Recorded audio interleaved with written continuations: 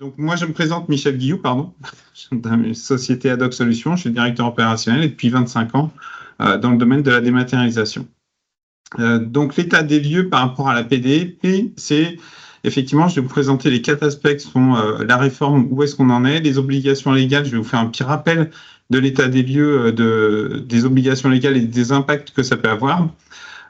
Pourquoi il va être important de respecter ces points et les impacts financiers que ça peut avoir. L'obligation de s'adosser à une PDP, quels sont les formats et ce que ça va impacter chez vous par rapport à vos outils. Et puis, un petit rappel sur aussi l'obligation d'archivage. Donc, pour rappel, la réforme de la facture électronique, elle continue de s'appuyer sur les obligations légales.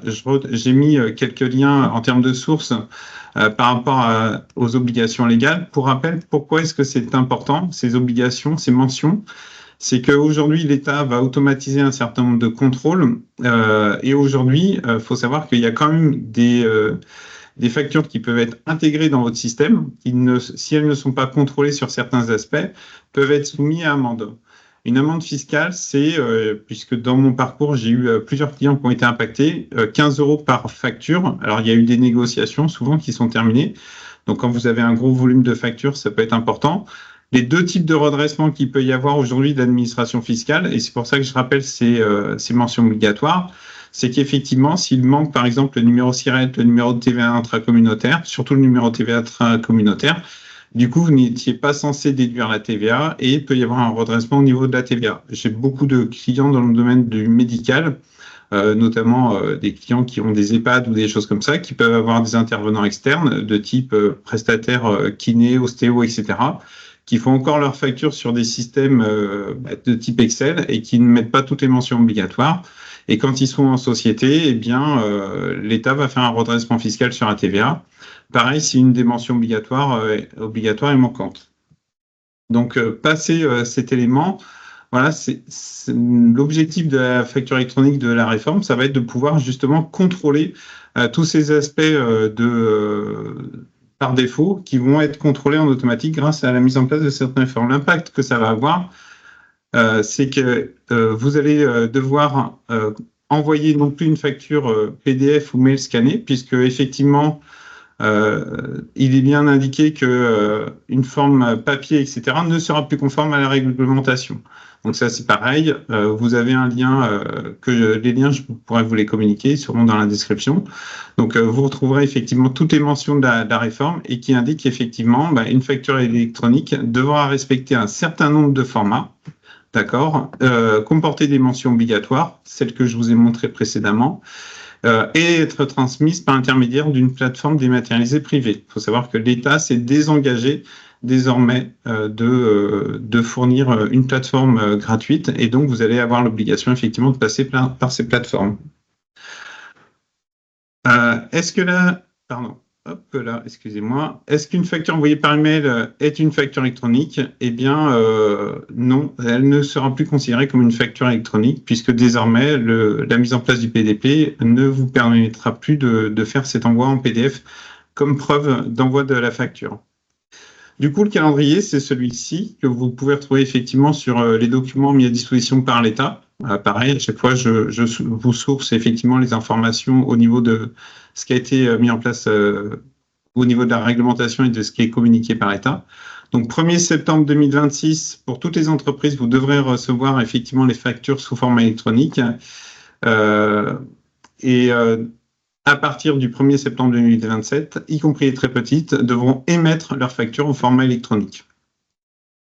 Donc, ce que ça impacte, c'est qu'effectivement, vous allez devoir effectivement choisir une PDP et, fonction de votre périmètre et de vos outils, le choix de la PDP va avoir un impact important. C'est ce qu'on va voir juste après. Quels sont les formats? C'est ce que je vous avais montré sur la page tout à l'heure, UBL C2I, ou format mix composé d'un fichier de données structuré et d'un fichier image. Donc, cette notion de fichier image, elle est extrêmement importante parce que souvent, il y a une confusion qui va se faire et c'est ce qu'on va voir par rapport au choix de l'outil auquel vous allez adosser votre PDP. Est-ce que ça va être votre logiciel de comptabilité, votre ERP? Eh bien, en fait, le document facture, il peut être accompagné de données structurées, c'est-à-dire un fichier compagnon qui va permettre d'intégrer et de faire pour la PDP tous les éléments qui sont obligatoires à transmettre, en tête et pied de page. J'insiste beaucoup sur ces données, puisque derrière, ça signifie que le contenu, les lignes, n'ont pas nécessité d'être transmises à l'État. L'État n'a juste besoin que des éléments qui vont permettre de déclarer les éléments qui sont liés à la taxation, donc à la TVA. Et ça signifie que vous pouvez continuer de recevoir des fichiers images pour lesquels votre fournisseur a saisi les données ou fourni un fichier structuré qui va vous donner l'entité de pied de page. Donc, ça va avoir un impact effectivement sur votre traitement de facture selon l'outil que vous allez choisir. Comporter une mention obligatoire, ça on l'a vu précédemment, et est transmise par intermédiaire d'une plateforme de dématérialisation privée, et c'est ce qu'on appelle du coup PDP, plateforme de dématérialisation privée, qui va être partenaire de l'administration fiscale. Je fais une précision très importante sur le choix des PDP. Vous allez voir que beaucoup annoncent effectivement, donc ça, c'est pas ce lien que je voulais, ça va être sur la facture électronique, les PDP immatriculés. Aujourd'hui, aucune PDP n'a encore été raccordée au système. Donc, elles sont toutes aujourd'hui, celles qui sont sur la liste des plateformes agréées qui ont été immatriculées par l'État, en fait, sont immatriculées sous réserve. Donc, ça veut dire qu'effectivement, elles sont censées être raccordées. Autre précision importante, vous avez ici plus de 80 PDP aujourd'hui qui sont représentés. La réalité du marché, c'est que seulement une vingtaine sont opérateurs en direct et la plupart des plateformes ici s'adossent à une PDP qui va servir de support pour obtenir l'agrément. C'est une démarche d'ailleurs qu'on risque de faire, c'est-à-dire qu'aujourd'hui, on a comme partenaire IOPOL et Ténor. On sait qu'on va devoir s'adosser à différentes PDP. Et IOPOL nous permet justement d'obtenir l'agrément et du coup demain d'apparaître ici comme étant un partenaire PDP alors qu'on s'appuierait sur la plateforme d'IOPOL. Donc aujourd'hui, seule une vingtaine à peine sont des PDP en direct. Après, peu importe, l'objectif, ça va être qu'effectivement toutes ces plateformes se raccordent au système. Je reviens sur une obligation d'archivage parce que ça va avoir un impact sur le coût de la PDP. Aujourd'hui, vous gardez l'obligation de conserver vos factures 10 ans. Donc, si je regarde sur ce qui est indiqué, effectivement, vous allez retrouver les durées de conservation toujours sur le site de l'État. Vous allez retrouver au niveau des documents fiscaux et vous allez retrouver, ça va être documents comptables, et fiscal. Vous avez un certain nombre de documents qui sont à conserver et vous repérerez effectivement que tout ce qui est facture, ça va être ici. Contre-convention, police, non, je ne l'ai plus. La facture est 10 ans à partir de la clôture de l'exercice. Les pièces comptables, vous verrez aussi que votre obligation d'archivage, elle concerne aussi des pièces comptables. Donc, vous l'avez aussi, je fais une petite aparté qui concerne tout ce qui va être documents, registres, livres, journaux, etc. Puisqu'aujourd'hui, quand vous avez un outil de comptabilité, le fait de pouvoir régénérer le document n'est pas un archivage. Donc, il vous faut quand même conserver, à titre d'archivage, ces pièces-là. Ça va avoir une importance sur, effectivement, les contrôles qui peuvent survenir de l'État. Ce que je vous propose maintenant, c'est d'attaquer le comparatif fonction de votre périmètre. Donc, forcément, en fonction de votre taille d'entreprise, de votre structure, de l'outil que vous allez choisir pour vous adosser à une PDP, mais en fait, les impacts ne vont pas être du tout être les mêmes. Donc, je vais vous proposer, en fait, j'ai fait un comparatif par rapport aux banques, si vous adossez à une banque pour avoir votre propre PDP, par rapport à votre logiciel de comptabilité, votre ERP ou ce qu'on appelle aussi logiciel de gestion commerciale qui va permettre de gérer vos stocks, votre facturation, etc. Et l'offre des solutions d'archivage, aussi appelées GED et ECM. Les offres par les banques. Chaque présentation va être en fait associée à des contraintes que vous avez de choisir une offre via une PDP par tel opérateur et les avantages que vous avez qui peuvent être mis en avant. Donc, si vous choisissez une PDP proposée aujourd'hui par une banque, effectivement, ça vous permet de déposer toutes vos factures clients et de recevoir vos factures fournisseurs. Donc, c'est les avantages qui vont être mis en avant. L'autre avantage, c'est que ça va être connecté et relié à vos comptes. Des gros inconvénients qui vont apparaître, c'est que forcément, pour pouvoir déposer vos factures clients ou recevoir vos factures fournisseurs, soit vous allez devoir les traiter à la main, soit il va falloir prévoir quand même des coûts de liaison avec des outils, donc type API, échange de fichiers plats, etc. Il va y avoir une validation. Il faut savoir que l'APDP permet de valider le paiement de la facture. Si vous le faites via l'interface bancaire, soyez vigilants parce que les interfaces bancaires aujourd'hui permettent d'accéder à 100% des factures. Donc, ça veut dire que si vous avez des valideurs de type acheteur ou des personnes qui vont intervenir au cours du processus de validation d'une facture fournisseur et que vous avez choisi une offre proposée par une banque, ceux-ci auront accès à toutes les factures de la société. Donc, effectivement, ce n'est pas une offre qui va être adaptée pour une grande entreprise qui doit faire valider. Et puis, ce système ne va pas traiter les données à la ligne. Donc, il n'y aura pas de reconnaissance à la ligne, comme je l'ai évoqué au tout début de cette présentation. Donc, les questions à vous poser pour faire ce choix, effectivement, d'opérateur bancaire, ça va être quelle est en natif la connectivité de vos logiciels métiers? Est-ce qu'ils permettent de se connecter ou est-ce qu'il faut prévoir un coût de connexion de type API ou autre? Et la deuxième question qui va apparaître, c'est que si cette offre est proposée par votre banque, effectivement, vous avez un interlocuteur bancaire, mais quel est le support technique qui est proposé, qui accompagne cette offre? Donc après, voilà. Quid du changement de banque? Parce qu'à partir du moment où vous allez choisir cette offre via une offre PDP via une banque, qu'est-ce qui se passe en cas de changement? Et quelles sont vos capacités de sortie de récupération de vos données proposées par la banque? Donc, c'est des points de vigilance très importants. Le dernier point, c'est comment sont remontées vos données en comptabilité, clients et fournisseurs. Aujourd'hui, les factures étrangères, il faut savoir qu'elles ne rentrent pas dans le cadre de la PDP. Donc, ça veut dire que de toute façon, ces factures vont être en dehors du système. Donc, ça veut dire que vous aurez l'obligation d'avoir deux systèmes, un pour garder l'archivage de vos factures étrangères pendant 10 ans, et de l'autre côté, les factures proposées qui arrivent via la PDP pour les factures qui rentrent dans le système.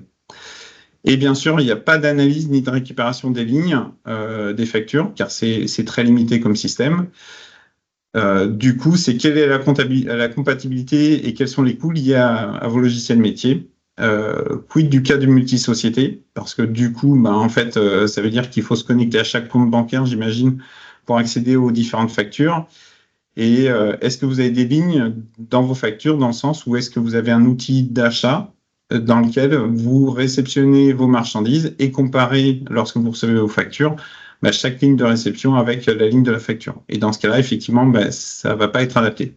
Donc, en synthèse, je dirais que c'est plutôt une offre qui est dédiée, qui va être adaptée pour la cible TPE et qui fera le travail. La personne qui est à son compte, qui est indépendant, je pense que c'est adapté.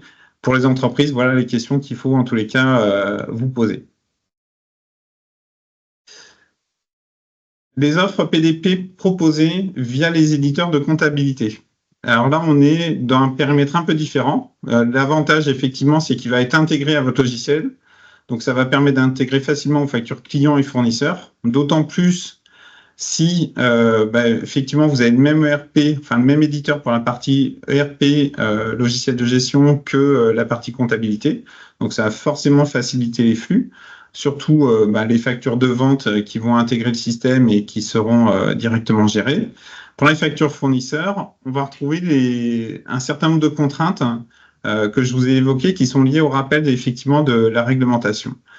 Aujourd'hui, il faut savoir que les logiciels de comptabilité n'ont pas de valeur probante sur l'archivage. Donc, ça veut dire que si vous avez une PDP, vous allez devoir payer le coût de l'archivage côté PDP ou côté comptabilité. La difficulté, c'est que effectivement, si vous avez des coûts de conservation qui viennent s'additionner côté PDP ou côté comptabilité, eh bien forcément, vous allez devoir gérer effectivement cette conservation des données durant les 10 ans d'un côté ou de l'autre. De la même façon, si vous avez des valideurs côté comptabilité, la difficulté va être le coût des licences. Et est-ce qu'un outil de comptabilité est prévu pour la validation? À ce jour, de ce que je connais du marché pour l'instant, il y a très peu de performance en termes d'accès à des circuits de validation côté comptabilité. Les interfaces sont pas vraiment adaptées pour des valideurs. Certains y travaillent, mais pour l'instant, on est assez loin d'un système simple de validation. C'est pareil, quelle complexité des circuits vous allez pouvoir mettre en place. Et l'autre difficulté sur les logiciels de comptabilité, c'est le droit d'accès, dans le sens où à partir du moment où vous mettez quelqu'un qui a accès au logiciel de comptabilité, très souvent les systèmes sont prévus pour donner accès à toutes les factures. Donc là, c'est vraiment un vrai frein du choix de l'outil de comptabilité pour être PDP, enfin pour le lier à votre PDP pour mettre en place en plus un parallèle de circuit de validation et se dire je vais m'affranchir des autres systèmes. Et puis après, il y a aussi l'autre contrainte multisociété. Si vous avez beaucoup de sociétés, effectivement, en comptabilité, tous les logiciels, enfin la très grande majorité des logiciels ne permettent que d'ouvrir un dossier par un dossier. Donc ça veut dire que si vous voulez valider effectivement plusieurs factures, vous devez clôturer un dossier et basculer sur un autre. Donc, les questions à vous poser, c'est est-ce que vous avez une garantie effectivement de l'archivage à valeur probante de 10 ans ou est-ce qu'il va falloir le payer côté PDP et quels vont être les coûts supplémentaires? Quelles sont les garanties sur la restitution? Ça, c'est le point qui va être important parce que les formats de sortie, il faut savoir que souvent en comptabilité, les logiciels ont une base de données qui va encapsuler le PDF, enfin la facture. L'inconvénient que ça peut poser, c'est la contrainte de sortie si vous voulez récupérer vos données. Et on va le voir par la suite par rapport aux conditions générales qui sont proposées par la plupart des éditeurs. Côté ERP ou côté comptabilité, vous avez une difficulté à récupérer vos données.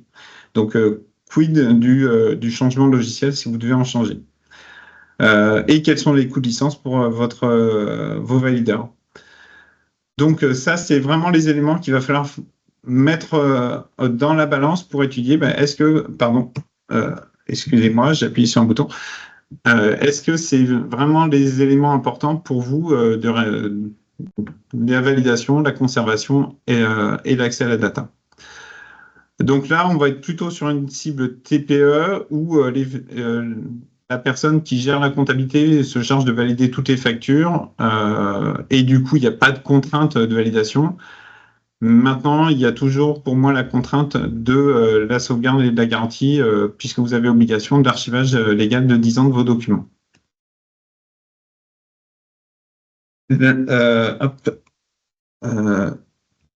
Oui, c'est bien ça. ERP gestion. Sur les ERP, donc ce que j'appelle ERP et logiciel de gestion, c'est tout ce qui va vous permettre de gérer effectivement la partie édition de vos factures clients et potentiellement de saisir vos factures fournisseurs. On n'est pas dans la génération des écritures comptables, souvent ça va être lié à votre logiciel de comptabilité pour pourquoi pas envoyer des factures, des écritures dans votre logiciel de comptabilité. Donc là, en fait, vous allez pouvoir effectivement intégrer toutes vos factures clients et fournisseurs.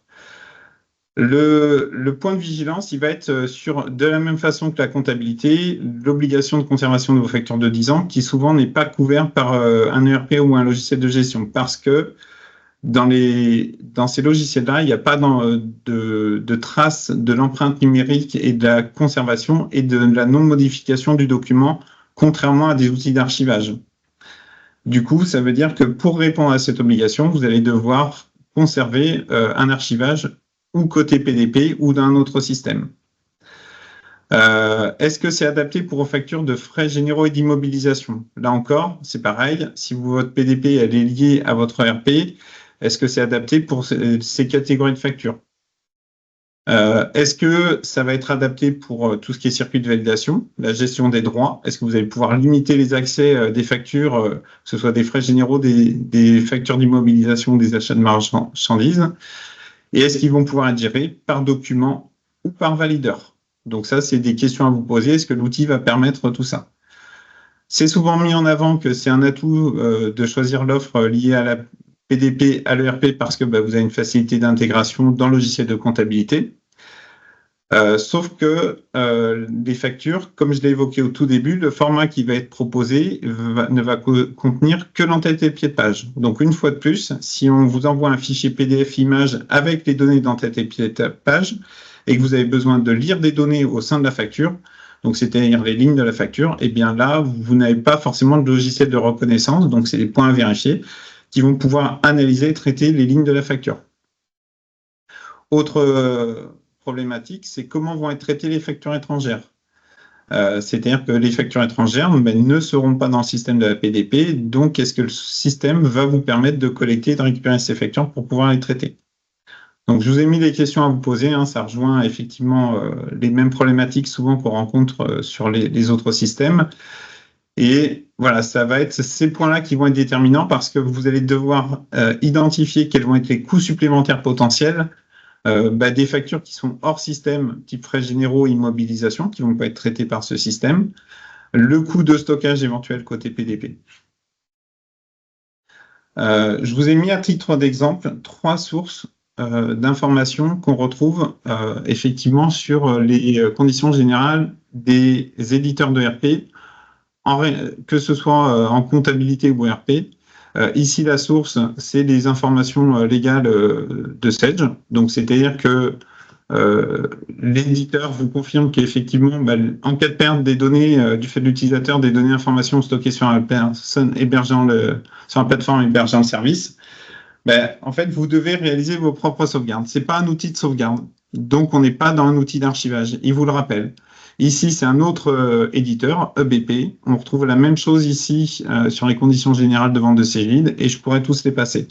Donc, en fait, ce que je veux mettre en avant sur ces éditeurs-là, c'est qu'ils ne garantissent pas la sauvegarde de la donnée dans leur offre SaaS. Ce n'est pas des outils d'archivage et c'est important de le rappeler. Et c'est mis dans leurs conditions générales de vente et il y a des raisons à cela. Donc, ça veut dire que pour conserver vos factures, en fait, ce sera ou le PDP ou un système d'archivage. Les offres PDP pour les solutions d'archivage que nous proposons, alors il y a des atouts, des inconvénients. L'avantage que l'on va mettre en avant, effectivement, c'est la valeur probante qui va être gérée en natif. Les droits et les circuits de validation qui sont permis par le système et qui vont gérer aussi forcément de par la validation le droit d'accès à la facture. Pas de droit de validation, on peut gérer pour que les factures ne soient pas visibles. On va pouvoir effectivement intégrer dans nos offres toute la reconnaissance automatique de caractère. Donc, effectivement, une facture image qui n'a que de l'image n'a pas de texte. Et si vous avez besoin de récupérer des données, que ce soit pour du classement ou de la recherche, un numéro de série, un numéro, une référence article, eh bien, vous allez pouvoir le retrouver. Ce que vous ne pourrez pas faire dans un ERP ou dans un logiciel de comptabilité ou dans votre banque. On va pouvoir effectivement gérer du multisociété, puisque vous allez pouvoir avoir l'ensemble des factures de toutes les sociétés que vous allez pouvoir gérer d'une même vue et pouvoir piloter pour valider. Les autres atouts qu'on va pouvoir mettre en avant, c'est qu'effectivement, par essence, nos outils sont interconnectables. Donc, et côté PDP et côté ERP, ou comptabilité pour générer des écritures comptables. Et on va pouvoir faire ou d'échange de fichiers plats ou d'API. Et vous allez rester maître sur le choix de votre PDP. Et c'est là où ça va devenir intéressant, puisque vous allez pouvoir choisir une PDP qui n'intègre pas l'offre d'archivage pour limiter votre coût. Les inconvénients et les points de vigilance, c'est qu'effectivement, il faut prévoir les coûts de ces échanges de données, puisque pour générer les écritures comptables, est-ce que c'est juste un échange de fichiers plats ou une liaison API? Est-ce qu'il n'y a pas un coût à prévoir côté logiciel de comptabilité? Pareil, côté ERP gestion, si vous avez des factures avec du contrôle à la ligne et que vous souhaitez effectivement à la réception de vos marchandises que l'outil d'archivage vienne lire les factures qui arrivent de la PDP pour analyser s'il y a une correspondance entre le montant facturé et le montant commandé et la quantité, eh bien, l'outil d'archivage, lui, va pouvoir le faire, quelle que soit la source de la PDP, puisqu'une fois encore, la PDP ne va pas forcément faire de reconnaissance de caractère sur vos factures, sauf certaines offres très spécifiques, mais qui, du coup, vous allez basculer le coût qui était côté archivage, côté PDP. Et puis, quelles offres PDP associées à votre solution d'archivage? Justement, pour éviter de payer 2 fois cette charge. D'accord? Donc, ça, c'est vraiment le point important. Et donc, je vous ai remis à droite les choix les questions à vous poser, parce que vous avez possibilité, dans le cadre de l'archivage avec une PDP, de décider d'avoir un archivage soit dans une offre cloud hébergée par un prestataire, soit effectivement de l'avoir chez vous en interne. Donc là, ça vous permet de garantir cette partie-là.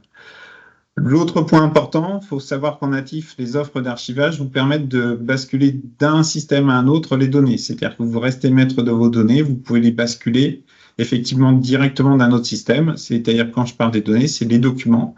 Ça va être tous les index, tous les mots-clés qui ont été lus et retrouvés sur la facture que vous allez pouvoir extraire et récupérer pour mettre dans un autre système. Donc effectivement, sur l'offre TPE qui ne va pas chercher autant de complexité, ça va pas forcément être par essence au départ la solution qui va leur sauter aux yeux parce qu'il y a des coûts effectivement associés justement à tout ce qui est API et autres. Alors que de l'autre côté, effectivement, si vous avez une nécessité de contrôler vos achats, de gérer différentes catégories de factures, frais généraux ou immobilisation, intégrer une PDP associée à votre outil de JET va vous permettre un plus large périmètre. Et surtout d'économiser sur le coût d'archivage qui va être impacté côté PDP. En quelques mots, qui sommes-nous à Adoc Solutions? Alors, donc Adoc, c'est une société qui a été créée en 1996. Aujourd'hui, on est plus d'une trentaine de personnes. On a plus de 1400 clients. Rapidement, on a une implantation à Miami et c'est bien effectivement une filiale. On n'est pas une filiale de Miami, c'est bien une société Miami qui a été créée à l'origine de Adoc Solutions France. Aujourd'hui, on est spécialiste dans tout ce qui est capture de documents. Donc, la capture, c'est quoi? C'est effectivement, comme je l'ai dit, la PDP ne va pas forcément se charger de faire la reconnaissance de caractères. Vous pouvez avoir une facture image avec un fichier texte qui ne contient que les données d'entête et de pied de page de la facture. Et nos outils vont permettre effectivement d'aller récupérer tout le contenu texte d'une facture et de d'autres documents pour pouvoir vous le mettre à disposition et pouvoir faire vos traitements de génération d'écriture comptable, de contrôle d'une facture par rapport à des achats, etc.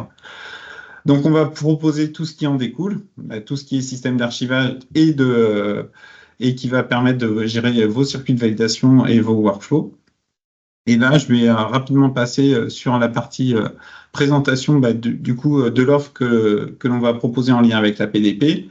On va pouvoir effectivement intégrer l'arrivée de différents formats via la PDP, y compris les factures internationales qui, elles, seront hors PDP. Certains PDP vont permettre d'intégrer des factures internationales, mais pas toutes. D'accord? Et donc, vous pourrez continuer du coup de recevoir des factures étrangères en papier ou en PDF par mail, même si effectivement, au niveau européen, enfin en tous les cas en France, ce ne sera plus la règle comme indiqué au tout début de la présentation.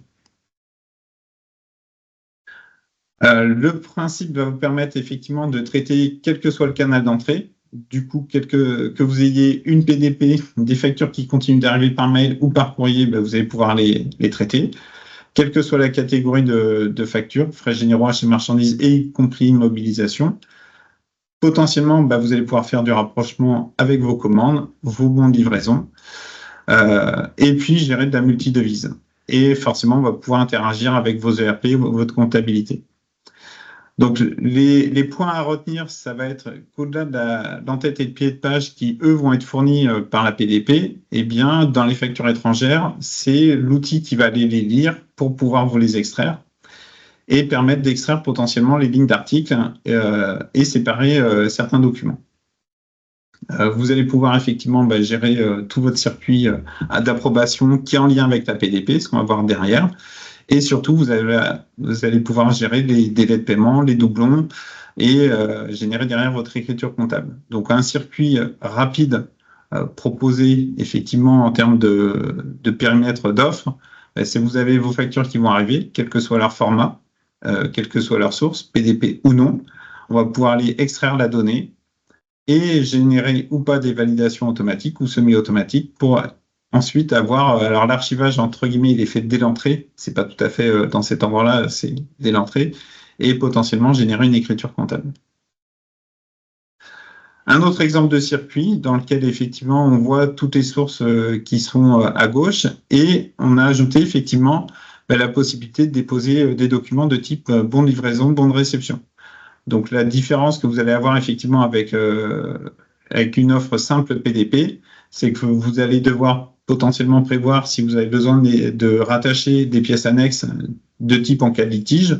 Vous avez un litige, une demande d'avoir, etc. Toutes ces pièces-là, dans un outil d'archivage, vous allez pouvoir les intégrer.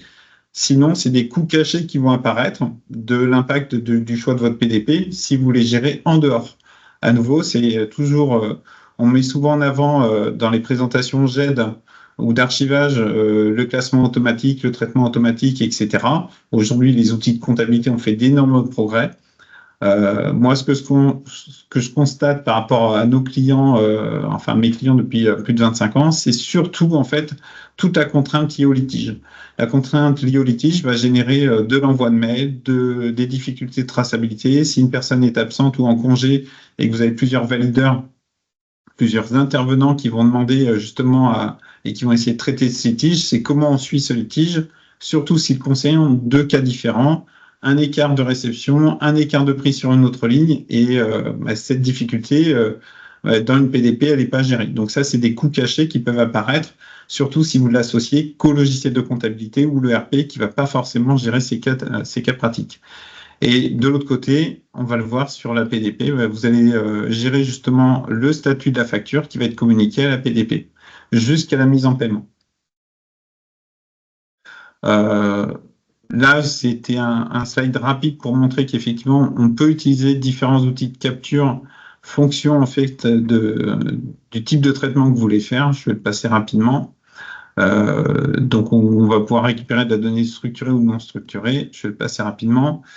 Et là, j'arrive sur un exemple de PDP IOPOL avec qui nous travaillons. C'est un exemple du schéma de circuit de ce qui va réellement se passer sur effectivement la PDP. Donc là, je me suis connecté en direct, j'ai généré une facture aléatoire. Hein. Donc, c'est pas de la donnée en temps réel, mais ça vous permet de comprendre ce qui se passe au niveau de l'échange entre la PDP, l'administration, et vous. Donc, effectivement, vous avez un vendeur qui va émettre une facture et on a deux types de PDP, la PDP émission, la PDP réception. Au même titre, vous allez pouvoir choisir une ou deux PDP pour séparer vos flux. Vous pouvez très bien décider d'avoir une PDP différente pour vos factures clients de votre PDP pour vos factures de fournisseurs qu'on va appeler PDP R ou PDP réception. Donc, effectivement, la facture qui va être émise en vente, elle va être émise à la PDP d'émission qui va tout de suite transmettre l'information à l'administration publique pour tout ce qui est TVA et autres.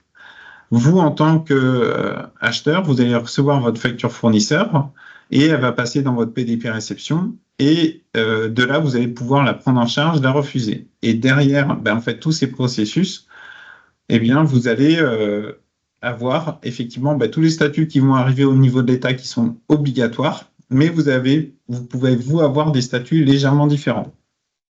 Et on va le voir dans la partie gestion documentaire. Donc, un rapide rappel de qui est Hello Digital. Pareil, ils sont... alors, est-ce que c'est une anecdote ou pas? Ils existent depuis quand même assez longtemps. Alors, les chiffres sont au-dessus de mémoire. Il y a beaucoup plus d'employés que ça. Mais ce n'est pas l'essentiel. On va avancer sur la partie GED-PDP. L'objectif de votre PDP, c'est que effectivement, elle ne va pas forcément faire l'extraction de texte. Donc, le fait de coupler un outil de GED Hello avec une PDP va vous permettre d'extraire le texte, faciliter l'identification du fournisseur, quelle que soit l'origine de la facture, PDP ou non, une fois de plus. La vérification elle peut être soit automatique ou semi-automatique. Il peut y avoir des corrections sur des informations qui sont non conformes et l'outil va effectivement apprendre. Je le remets en dessous, une facture issue d'une PDP peut arriver sous forme d'image et donc sans contenir de texte en dehors des données d'entête et de pied de page. Ici, vous avez un exemple effectivement de factures qui vont arriver sous différentes sources. Alors, les données qui sont présentées sont des données fictives, de manière à éviter effectivement l'utilisation de données. L'interface que vous avez à l'écran permet de donner un aperçu de ce qui peut être géré. Ce que je veux rappeler, c'est que vous, en interne, par rapport au contenu de la facture, par rapport aux données type commande, etc., on va pouvoir effectivement identifier en automatique ou pas un service et un certain nombre d'éléments. On va pouvoir gérer des numéros de commande. Et ce qui va être très important par rapport à ces numéros de commande qui sont une obligation légale, si vous avez passé une commande, il faut savoir que la facture doit mentionner votre numéro de commande. Eh bien, le diagramme de processus va être un petit peu plus dur à identifier, mais on peut structurer en fait un processus fonction de votre circuit de validation. Donc, on va vraiment pouvoir l'adapter. Donc ça va être c'est un exemple. Alors, avec des termes en anglais parce que il y a certaines briques qui sont en automatique. Et surtout, on va pouvoir traiter, alors on va le voir à peine à l'écran. Vous voyez ici où on a facture d'achat, facture de frais généraux, puisqu'on va vous permettre de gérer effectivement des lignes qu'on va pouvoir nous lire sur votre facture, ce que ne fera pas nativement une PDP, sauf moyennant coût supplémentaire. Et on va pouvoir du coup associer ces lignes aussi à des commandes. Donc notre mécanique, elle reste la même sur des factures frais généraux ou achat de marchandises, ou même immobilisation, c'est-à-dire qu'on va être en capacité d'associer effectivement ces factures à vos commandes pour pouvoir faire du contrôle automatique, puisqu'on peut aussi gérer un module d'achat qui va permettre d'enregistrer dans l'outil JED des achats de frais généraux et que vous voudriez contrôler en automatique à la réception de la facture. Et ça, effectivement, si on a la bonne PDP qui ne gère pas l'archivage, mais qui va vous transmettre à moindre coût votre facture dans votre système d'archivage, nous, on va se charger d'aller lire les éléments de la facture pour pouvoir gagner du temps dans la saisie et le traitement de la facture. Et surtout, derrière, dans le suivi, on va pouvoir adresser ces factures avec un traitement à la ligne qui va pouvoir être différent. C'est-à-dire que vous pouvez avoir une problématique de livraison sur une des lignes parce qu'elle est non conforme, une erreur sur un prix unitaire. Et tous ces cas particuliers, en fait, vous allez pouvoir les gérer et c'est ce qui va vous coûter cher si effectivement c'est côté ERP comptabilité parce que vous allez le faire peut-être par mail, peut-être en dehors du système et à la fin, ça va être très difficile de pouvoir suivre ça. Or, l'administration, en fait, vous allez de plus en plus être contraint sur les délais de paiement, sur les délais pour traiter votre facture et donc pour renvoyer le statut qui, lui, va être obligatoire à renvoyer auprès de l'administration. Derrière, l'impact que ça peut avoir de piloter via un outil de JED, c'est que vous allez pouvoir suivre vos flux et avoir des statistiques multi-sociétés, multi-établissements. Effectivement, sur combien de factures sont arrivées non payées, non réglées, etc. Et vous allez pouvoir tous suivre tout ça via aussi un fil d'actualité qui va vous informer au fil de l'eau, effectivement, des litiges, des statuts, de ce qui se passe, etc., avec des statistiques et un tableau de bord. Donc, rapidement, pour rappel, voilà les processus qui vont être couverts si vous choisissez une PDP via associer un outil JED. Ça va être tout ce que vous voyez à l'écran, que je vous ai présenté tout au long de ce webinaire. J'étais un peu vite parce que j'essaye de tenir mon timing et j'ai prévu beaucoup d'informations, ce qui fait que j'ai un peu débordé. Je voulais rapidement arriver sur les questions-réponses. Mais l'objectif, voilà, ça va être pour vous, j'espère vous avoir apporté suffisamment d'éléments pour identifier quels sont les points qui pour vous sont importants, comment vous allez pouvoir orienter votre choix de PDP, à qui vous allez l'associer via un partenaire ERP, comptabilité ou bancaire ou partenaire de solutions d'archivage et de JED. En résumé, en fait, l'outil JED va vous offrir effectivement l'archivage de long terme et ces coûts qui peuvent être cachés via les PDP, c'est important de les identifier dès le début pour pas se retrouver piégé dans un système qui peut très rapidement devenir coûteux, ou côté comptabilité ou côté ERP. C'est un système qui va être nativement collaboratif, puisque vous allez pouvoir effectivement gérer vos circuits de validation très simplement avec les droits associés. Il y a beaucoup de traitements qui sont automatisés dans les outils de JED et on va malgré tout conserver l'intégration avec vos outils métiers. Alors, j'ai mis que le ERP, mais on le fait bien sûr avec le logiciel de comptabilité. Et puis, le dernier aspect quand même de l'outil d'archivage par rapport à l'ERP ou par rapport à la comptabilité ou un logiciel, enfin une PDP fournie par l'intermédiaire d'une banque, C'est tout moteur de recherche. Un moteur d'archivage, par défaut, est un moteur de recherche. Vous voulez retrouver une fin de garantie sur un numéro de série, une plaque d'immatriculation sur le coût d'entretien d'un véhicule, etc. Vous allez pouvoir le suivre en natif. J'ai été très vite pour essayer de tenir le timing. Je vous remercie en tous les cas pour votre participation. Et puis, voilà, si vous avez des questions, justement, c'est à vous. Je vous remercie en tous les cas de votre écoute.